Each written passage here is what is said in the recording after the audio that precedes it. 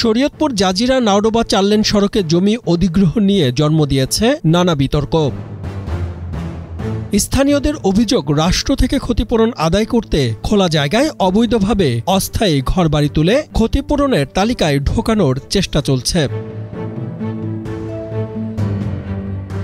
জনস্বার্থ বিরোধী এ কাজে সহযোগিতা করছে অধিগ্রহণ শাখার কিছু কর্মকর্তা কর্মচারী বলে অভিযোগ রয়েছে। একটি প্রভাবশালী চক্রকে সহযোগিতা করে স্থাপনাগুলোর বৈধতা দেখিয়ে কোটি কোটি টাকার ক্ষতিপূরণ আদায়ের চেষ্টা করা হচ্ছে। এ ধরনের অবৈধ কার্যক্রমের কারণে ৪ লেন সড়কের প্রকল্প খরচ বাড়তে পারে ৮ থেকে ১০ কোটি টাকা বলছে সড়ক ও জনপথ বিভাগ। সরেজমিনে গিয়ে দেখা যায় প্রকল্পের জন্য অধিগ্রহণের করা জমি একসময় ছিল পুরো ফাঁকা। এখন সে ফাঁকা জায়গায় রাতারাতি গড়ে উঠেছে বসতঘর, মুরগির খামার ও সমিল। একটি অসাধু চক্র ক্ষতিপূরণ পেতে এসব করেছে বলে স্থানীয়দের অভিযোগ। আমাদের বাড়ির মধ্যে ৭০-৭৫ ফুট ঢুকে আরো সরকার একবার করছে।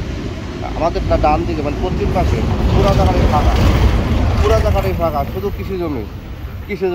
আমাদেরকে এদিকে ঘর বাড়ি দিয়া কবরস্থান, মসজিদ, মাদ্রাসা সব বোর্ডে উচ্ছেদ করে আমরা গ্রাম ছাড়া। অথচ আমাদের ডাইনের যে মৌজাটা আছে রাজীপাড়া, সেখানে একটু জমি ধরা হয়নি।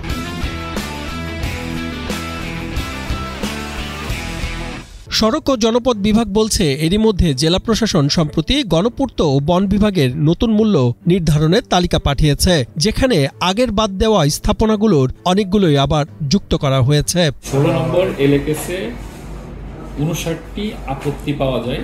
সে আপত্তির প্রেক্ষিতে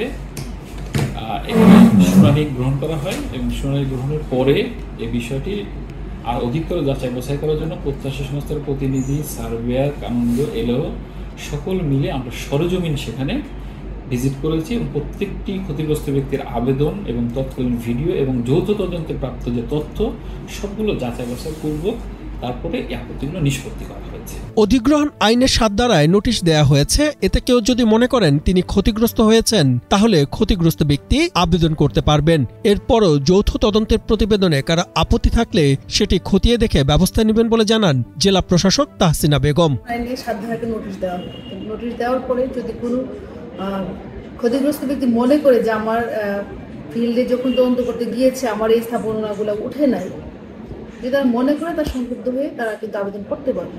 তো তারই প্রেক্ষিতে বিভিন্ন আবেদন জমা হয়েছে এবং আমরা যখন দেখেছি যে এই রাস্তাটাতে আসলে অধিগ্রহণ জটিলতাটা যেটা বলা হয় যে অধিগ্রহণের কারণে আটকে আছে, তো তার প্রেক্ষিতে আমরা কিন্তু নির্দেশনা দিয়েছিলাম যে কমিটি আছে ওই সমস্ত যখন কোনো আপত্তি আসে তখন যৌথ তদন্ত একটা কমিটি আছে, কিন্তু সেই কমিটি তখন দেখে সরেজমিনে দেখে ভিডিও দেখে ওই সময়কার সমস্ত কিছু দেখে শুনে তারপরে একটা সিদ্ধান্ত নেয়। তো সেরকমভাবে ওনারা করার প্রেক্ষিতে ওনারা দেখে যেটা মনে হয়েছে রিপোর্ট করেছে, সেই প্রেক্ষিতে আমরা পিডব্লিউডিকে পাঠিয়েছি যে আপনি এখন দেখুন। তো এর মধ্যে যদি কারো কোনো আপত্তি থাকে, যে ডকুমেন্ট থাকে যে না ওখানে ওটা ছিল না বা এটা পরে উঠেছে, যদি সেরকম কোনো এভিডেন্স দিতে পারে আমরা ব্যবস্থা নিব। ভূমি অধিগ্রহণ শাখা সূত্রে জানা গেছে ২০২০ সালে শরীয়তপুর শহর থেকে ঢাকামুখী ২৭ কিলোমিটার সড়ককে ৪ লেনে উন্নীত করার প্রকল্প নেয় সরকার। শরীয়তপুর থেকে শরীফুল আলম ইমনের পাঠানো তথ্যচিত্রে ডেস্ক রিপোর্ট, কালের কণ্ঠ।